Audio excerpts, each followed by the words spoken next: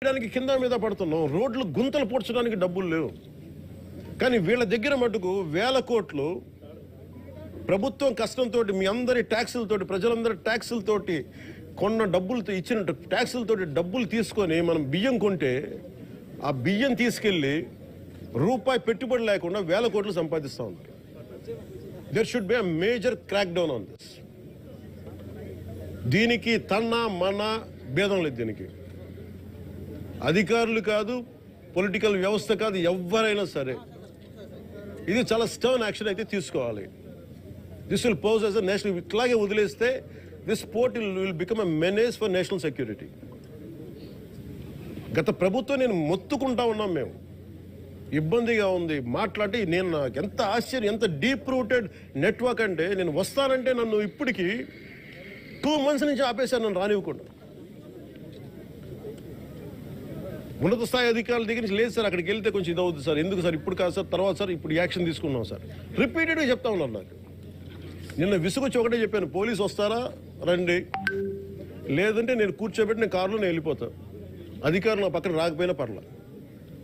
ఈ నిర్ణయం తీసుకొని ఇక్కడికి వచ్చింది. ఇది ప్రజలకు తెలియాలి. ఇది కొండబాబు గారు కానీ, నాదెండ్ల మనోహర్ గారు కానీ, మా మనకి జిల్లా వైపు నుంచి కానీ మేము పర్యటనలో మేము పదే చెప్పాం.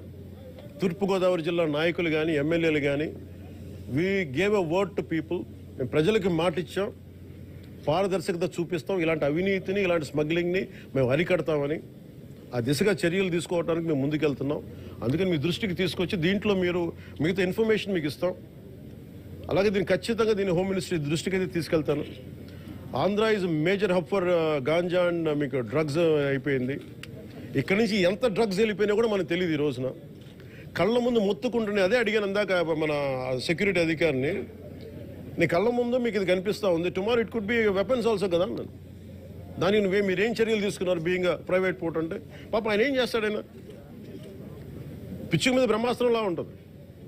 ఎవరి మీద వేటేయాలి? దీనికి కీలకమైన వ్యక్తులు ఎవరు? దీని వెనక ఎవరు కాపాడుతున్నారు వీళ్ళని? ఏ స్థాయి వ్యక్తులు కాపాడుతున్నారు? ఇవన్నీ చూడాలి. గత ప్రభుత్వం ఇప్పుడు ఈ వ్యక్తి కూర్చోబెట్టి చూస్తే మనకి ఏదో మన 16 కంపెనీస్ ఉన్నాయి. వీళ్ళు కోర్టులకు వెళ్తా ఉన్నారు. రైస్ ఎక్స్పోర్ట్ జరగాలి. మీరు ఎనీథింగ్ ఈజ్ పారదర్శకంగా మీరు చేస్తే ఇబ్బంది రాదు. కానీ దీనిని అడ్డగోలుగా పెట్టుకొని ఈ ప్రభుత్వం ఏమి చేయదంటే మటుకు చాలా బలమైన చర్యలు తీసుకుంటాం. సార్ పవన్ గారు, ఇప్పుడు ఈ వైఎస్ఆర్ గవర్నమెంట్ 5 ఏళ్ల పాలనలో ద్వారంపూడి చంద్రశేఖర్ రెడ్డి గారి కుటుంబం, ఆయన ఆధ్వర్యంలో మొత్తం కాకినాడ పోర్ట్ నుంచి రేషన్ బియ్యం ఎక్స్పోర్ట్ అయిందని అన్ని పార్టీలు కూడా నిరంతరం ఆరోపణలు ఇచ్చినాయి. ఇప్పుడు ఎవరు? మీరు కూటమి ప్రభుత్వం వచ్చిన 6 నెలల తర్వాత ఇక్కడ నుంచి ఎక్స్పోర్ట్ చేస్తుంది ఎవరు? రేషన్ బియ్యం కీలక సూత్రధారులు ఎవరు, పాత్రధారులు ఎవరు? ఎప్పుడు కనుక్కుంటారు? అట్లా మనోహర్ గారు ఇక్కడ పర్యటనకు వచ్చినప్పుడు సిఐడి ఎంక్వైరీ వేస్తాం, ఇక్కడ నుంచి ఎవరు చేస్తారు, ఎప్పుడు వేస్తారు? ఇది ఇప్పుడు మేము పట్టుకుంది ఏంటంటే, ఇది ఎలా ఉన్నాయంటే డైరెక్ట్ కింగ్ పిన్స్ ఎలా ఉన్నారంటే వాళ్ళ కంపెనీస్ ఉన్నాయి. వీళ్ళు ఎలా అంటే ఇది ఒక కార్టెల్. ఇది ఇట్స్ నాట్ ఒక సింగిల్గా మెయింటైన్ చేస్తున్నారేమో కానీ ఇట్స్ అ కార్టెల్. దాదాపు మేము చూస్తుంటేనే 16 దాకా ఉన్నాయి, 16 కంపెనీస్. దాంట్లో మీరు చెప్పిన వ్యక్తి కంపెనీ కూడా ఉందని చెప్తా ఉన్నారు. నాకు యాజ్ అంటూ నాకు కూర్చోబెట్టేది మానస ట్రేడింగ్ కంపెనీ, మానస ట్రేడింగ్ కంపెనీ, అది వాళ్ళ బ్రదర్ది అని చెప్తా ఉన్నా, నాకు తెలియదు. ఇది నా ఉద్దేశం ఏంటంటే ఇది ఒక వ్యక్తికి సంబంధించింది కాదు, ఒక వ్యక్తిని టార్గెట్ చేస్తుంది కాదు. ఇది ఎంటైర్ ఈ నెట్వర్కింగ్ని బ్రేక్ డౌన్ చేయాలి దీన్ని. అలాగే మేము ఇప్పుడు ఇది మీకు ఎందుకు ఉందంటే ఏదైనా ముందుకు వెళ్ళనివ్వట్ల. ఇక్కడ ఉన్న అధికార యంత్రాంగంలో కూడా కొంత ప్రక్షాళన జరగాలి. చాలా బలంగా గార్డు చేస్తాను, ఎవరో తెలియట్లేదు. కానీ ఇంకా నేను ఇప్పుడు దాకా దీని మీద దృష్టి సారించలే. నా చేతిలో లేదు, మనోహర్ గారి చేతిలో.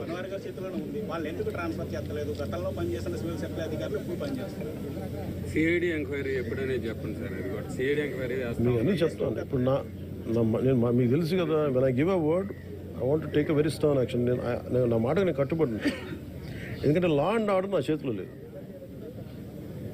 లా అండ్ ఆర్డర్ ఎందుకు మీకు ఎగ్జాక్ట్ ఈ టైం లైన్లో నేను ఇస్తాను అని చెప్పే నా దగ్గర ఆ అధికారం నా దగ్గర లేదు. నా దగ్గర ఏముందంటే ఇది will bring them to justice. అది సిఐడికి మించి ఉండాలా, లేదంటే will I appeal to CBI? ఇవన్నీ మేము అంతర్గతంగా క్యాబినెట్లో తీసుకునే నిర్ణయాలు. అందువల్ల కేవలం మీరు సిఐడికి పరిమితం చేస్తాం, సిఐడికి దాటి వెళ్ళాలా? ఎందుకంటే అసలు టోటల్గా మ్యారిటైమ్ సెక్యూరిటీ ఇష్యూస్ ఏమున్నాయి, ఇది చాలా కొంచెం పెద్ద స్థాయిలో చూడాలి. సార్ ఇంకోటి ఏంటంటే ఇక్కడ షిప్పులు వస్తున్నాయి సార్. షిప్పుల్లో డీజిల్ కుంభకోణం కూడా దాదాపు 15 సంవత్సరాలు జరుగుతుంది. షిప్పుల్లో డీజిల్ కుంభకోణం సార్, నాట్ రైట్. డీజిల్ అదే చెప్తున్నాను, అది మీకు ఫ్రీ ఫర్ ఆల్ అయిపోయింది చెప్తాను కదా. డీజిల్ కుంభకోణాలు జరుగుతూ ఉన్నాయి. ఇది అన్ని రకాలుగా దీన్ని ఒకసారి ఒక చాలా సునిశ్చితమైన పరిశోధన జరగాలి దీని మీద. దాంట్లో ఉన్నాను. యాంకరేజ్ పోర్టు స్టేట్ గవర్నమెంట్ కూడా బాధ్యత ఉంది. స్టేట్ గవర్నమెంట్ కూడా దాని రెజ్యుమేషన్ ఉంది. డైరెక్టర్ కూడా ఒక కేవలం సెంట్రల్ గవర్నమెంట్ ఏది సెంట్రల్ గవర్నమెంట్ సంబంధం లేదు. ఇది ప్యూర్లీ స్టేట్ కంట్రోల్లో ఉంది. స్టేట్ కంట్రోల్ పోర్టు, స్టేట్ సంబంధించిన పోర్టు అధికారులు ఒకరు ఉన్నారు. నేను వాళ్ళు కూడా మేము మీరు వస్తేనే ఆయన కనబడలేదంటే ఎంత సిఇఓ కానీ మీకు అదే చెప్తున్నాను కదా. అంటే నన్ను మీకు నేను ఎందుకు ఇంత మొత్తుకున్నాను వచ్చి నన్ను రాకుండా చేయడానికి సర్వసాయంగా నాకు విసుగొచ్చి ఇక నాలాంటి వ్యక్తిని రానివ్వట్లేదని. ఇది ఎంత డీప్ రూటెడ్ వ్యవస్థ, దీన్ని అంటే ఎంత కుళ్ళు పట్టేస్తుందో ఈ వ్యవస్థకి, పర్టికులర్ రైస్ స్మగ్లింగ్ సంబంధించి దీని ప్రక్షాళన జరగాలని కోరుకుంటూ. అక్కడ సౌత్ ఆఫ్రికాలో వాళ్ళది స్టేపుల్ డైట్ రైస్. అది వాళ్ళకి పాపం నిజంగా చెప్పాలంటే వాళ్ళకి సబ్స్టాండర్డ్ రైస్ పంపిస్తున్నారు. జనసేన గతంలో లబ్ధిదారులకు నేరుగా అకౌంట్ లో వేస్తారని మీరు గతంలో నినాదం తీసుకున్నారు. అదేమన్నా ఇప్పుడు ఎందుకంటే ఈ రైస్ 90% కూడా ఎవరు తినట్లేదు సార్. డైరెక్ట్ ఇష్యూ నాకు ఇది బాగా తెలుసండి. ఇది తినని బియ్యం. ప్రాబ్లం ఏమవుతుందంటే ఎవరు తినని బియ్యం ఇది కేవలం ఇది నా ఉద్దేశంలో ఇది నేను కేంద్ర ప్రభుత్వం దృష్టికి తీసుకెళ్ళాలి. ఎట్లా ముఖ్యమంత్రి గారి దృష్టికి ఎలాగ తీసుకెళ్తాను. కానీ కేంద్ర ప్రభుత్వం దృష్టికి మీరు అంటే ఇది ఒక రూల్ అయిపోయింది. చెప్పండి సార్, రూల్ మీరు చెప్పండి. మనం ఇందా పొద్దున మాట్లాడుకుంది. మనం ఎన్ఎఫ్ఎస్ఏ ఆ చట్టం వచ్చిన తర్వాత ప్రభుత్వం పైన ఆబ్లిగేషన్ ఉంది. మనం ఖచ్చితంగా మనం ప్రతి కుటుంబానికి ఆహార ధాన్యాలు అందించే బాధ్యత ప్రభుత్వం పైన ఉంది. ఎన్ఎఫ్ఎస్ఏ చట్టం రాకుండా ముందు మీరు అనేది డైరెక్ట్గా మనం క్యాష్ డిస్ట్రిబ్యూషన్ చేయొచ్చు. కానీ ఎన్ఎఫ్ఎస్ఏ చట్టం వచ్చినాక ఆ బాధ్యత మన పైన పడింది, ప్రభుత్వం పైన. తప్పకుండా ఇందాక కూడా ఇక్కడికి వస్తున్నప్పుడు కూడా డిప్యూటీ సీఎం గారు అదే మాట అన్నారు. మీరన్న మాట అన్నారు, డబ్బులు ఇవ్వచ్చా అంటే మీకు వచ్చిన ప్రశ్న నాకు వచ్చింది. 2 చెక్ పోస్టులు పెట్టారు. ఫస్ట్ టైం మీరు చెక్ పోస్టులు పెట్టారు, అయినా కూడా బియ్యం లోపలికి వస్తుంది. నేను వెళ్ళి మీ అందరి ముందు మీ అందరి సమక్షంలో వెళ్తే నేను షిప్ లోకి వెళ్ళిన దీన్ని బట్టి హౌ డీప్ ఇట్ ఈస్. బియ్యం పట్టుకున్నప్పుడు కనీసం ల్యాబ్ టెక్నీషియన్ కూడా రాలేదు సార్. మీడియం అయినా టెక్నీషియన్ కూడా రాలేదు సార్. చెక్ పోస్ట్ పెట్టినప్పుడు 24/7 తనిఖీలు అన్నారు సార్. కొన్ని రోజుల నుంచి రాత్రిపూట తనిఖీలు ఆపేస్తారు. నైట్ 9. నేను అదే రాత్రులు పూట చేయట్లేదని ఎన్ఓసి ఇచ్చేసారు కలెక్టర్ గారు అంటారు. నేను కలెక్టర్ గారిని అడిగా, మీరు మాట్లాడుతుంటే నేను మాట్లాడకూడదు కాబట్టి అడిగితే నీకు అధికారికంగా ఇచ్చారా చెప్పారన్న సమాధానం లేదు. స్థానిక రైస్ మిల్లర్స్ అంతా కూడా ఒక సిండికేట్ గా ఏర్పడి దీనికి కొంత పడుతున్నారు అనేది ఒకటి ఉంది. ఇతర రాష్ట్రాలలో కూడా ఇక్కడికి తరలించి ఏదైనా కానీ మీరు ఒకసారి ఒక తప్పు అలౌ చేస్తే, ఒక kind of smuggling activity allow చేస్తే ఇది మిల్లర్లకి సంబంధం లేదు. If they are part of it that's a different issue. ఇది మిల్లర్లకి సంబంధం లేదు.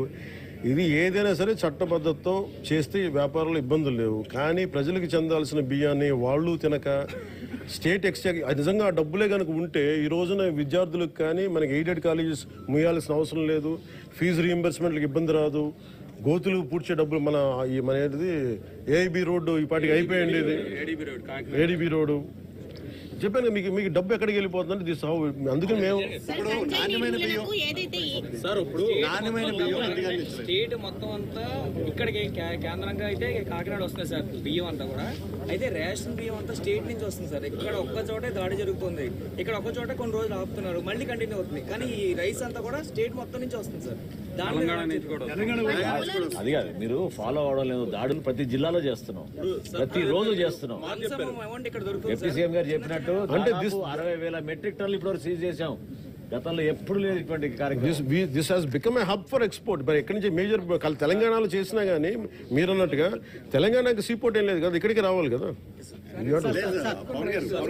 ఇప్పుడు సన్న బియ్యం ఒక నిమిషం అల్టల్ గత 2 నెలల నుంచి మీరు పోర్టుకు రావాలంటే మిమ్మల్ని అడ్డుపడుతున్నారు. ఇప్పుడు కూడా పోర్టు లోపల కూడా మిమ్మల్ని లోపల తీసుకెళ్లే దానికి కూడా కొంత ఇబ్బందులు సృష్టించారు అన్నారు. అంటే దీని వెనక ఎవరు అనే దాని మీద మీరు కీలకంగా వారి మీద పెట్టాలి కదా. మీరు అసలు మీ వెనకాల ఎవరు అంటే ఇది శక్తిలో ఒక గ్రూప్, ఇది ఒకళ్ళు కాదు, ఒక వ్యక్తి కాదు.